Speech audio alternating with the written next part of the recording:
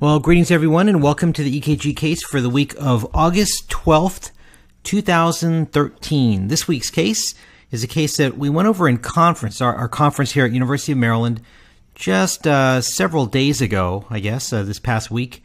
And it was an interesting case, a 76-year-old woman that presented to the emergency department complaining of palpitations that preceded a syncopal episode. And by the time she presented, she was awake and alert and still feeling occasional palpitations. And we got a 12-lead ECG, and here's what you see. You obviously see an abnormal-looking rhythm. And before we go on, let me just give you a moment to click the pause button, because this is a really nice one to take a good look at. Try to figure it out on your own rather than just being, as I said before, a passive recipient of the information. Don't just sit there and listen, but actually try to figure it out. All right, so I'll give you a second to pause it. And now we're back. And if you didn't pause, you're a cheater. Really, you should try to figure these things out before you just listen to some of the answers. But anyway, we will move forward. So, of course, you notice that there's an abnormal rhythm here. There are two different types of PQRS complexes here. This is the most prevalent one. You see multiple of these complexes, and you also see some different complexes as you go forward. When you see different complexes like that, your first challenge is to determine what exactly is the underlying rhythm. Is this the underlying QRS complex or the underlying rhythm, or are these? Well, if you play the odds, what tends to be the more common is usually the underlying rhythm. So these QRS complexes are probably the underlying rhythm, and this is something a bit abnormal. All right, we'll come back to that in a second. So if this is the underlying rhythm, is this a sinus rhythm? Well, there are upright, again, you look at the QRS complexes that represent the underlying rhythm, and you see that these are upright P waves in 1, in 2, it's upright in lead 3, upright complexes in AVF, probably upright there, and inverted in AVR, and that's typical for a sinus rhythm. So how do you know if this is a sinus rhythm? P waves from a sinus beat should be upright in 1, 2, 3 AVF and probably AVL, and inverted in AVR. So these P waves meet the definition of sinus rhythm. Also, of course, there's a P wave before every QRS complex. It doesn't appear that there's a Mobitz, there's no expanding PR intervals, and so on. So first thing that we can start with is the basic underlying rhythm is sinus rhythm. So I'm just going to write that to get things started. Now, you need to look at what exactly is going on with these other complexes. Well, if you map out the P waves, you ask yourself, what's the atrium doing? I'm going to ignore that for just a second. We're going to start here with the first normal beat, mapping out the P waves, and it turns out that the P waves do march out very, very nicely. And you'll notice if you try to march out the QRS complexes that these larger beats actually come early, and that occurs on a consistent basis. So these beats are premature complexes. Premature complexes can be premature atrial complexes, premature junctional complexes, or premature ventricular complexes. They're narrow, so that rules out PVCs, and there's not a consistent P wave before every one of those QRS complexes, so it's not PACs. So that means that these are premature junctional complexes, all right? And they occur in a nice pattern of every third beat. Every third beat is a premature junctional complex. So what rhythm do we have so far? This is sinus rhythm with junctional trigeminy. All right, I'm not going to write that out because my handwriting is really bad. Sinus rhythm with junctional trigeminy. And that can certainly account for why this patient's having these palpitations. She's got these extra beats that pop in there every now and then. So we've got the rhythm down pretty well. There's also some T wave inversions, and I don't want to focus on the T waves right now. I wanted to really just focus on the rhythm with this particular case. Now, there's something else going on as well. The premature complexes can certainly account for the palpitations, but you wouldn't expect them to account for the syncope in this patient.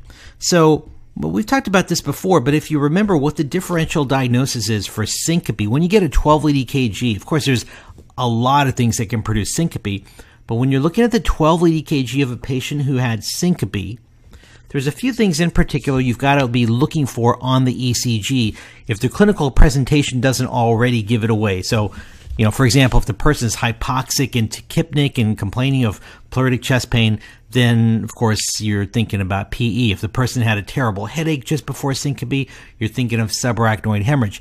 But if the clinical presentation doesn't give away the cause of syncope, when you check that 12-lead, there's a few things that you ought to definitely be looking for. Everybody always looks for ischemia. Everybody always looks for tachycardias, bradycardias, AV blocks. But there's a few other things that you've got to think about every time you look at the 12-lead of a patient who has syncope.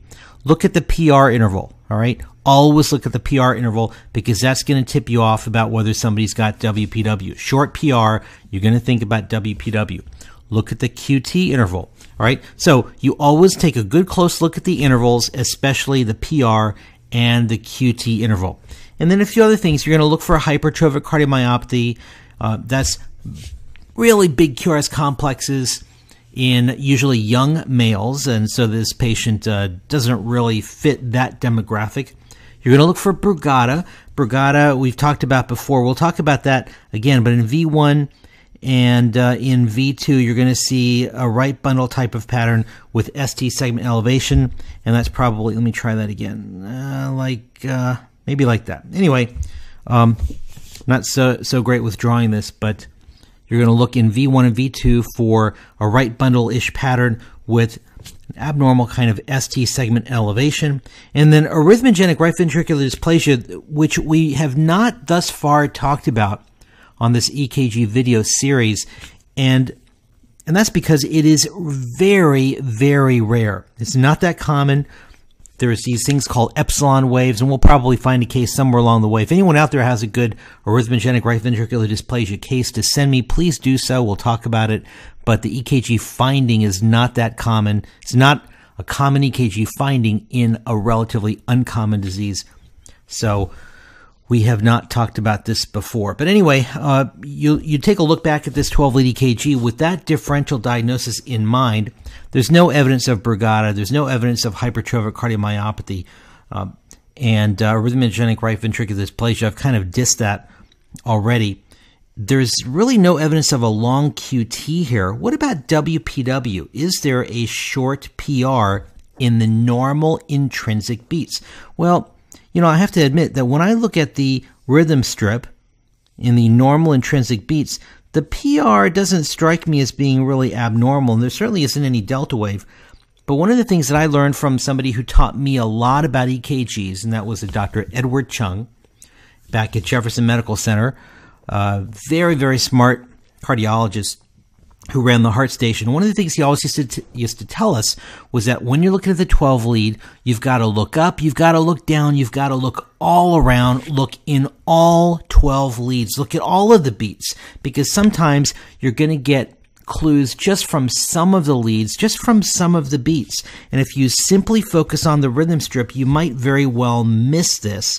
But when you start looking at the other complexes also, you realize that there truly is a short PR that's more obvious in some of the leads, and also delta waves, which are more obvious in some of the intrinsic beats. When I look at the intrinsic beat in the rhythm strip, I'm not really seeing delta waves, but when you look at the intrinsic beats in the other leads, you start appreciating the delta waves and the short PR a little bit more. So suddenly you realize that you are dealing with that short PR and the delta wave. This patient's got WPW. So summing it all up, this patient has sinus rhythm, junctional trigeminy, and WPW. The WPW actually was missed on the initial read, and probably that's because people only looked at the rhythm strip instead of looking at the other beats, which I'm just circling some of the complexes where the delta waves I think are much more prominent, but certainly not in the rhythm strip.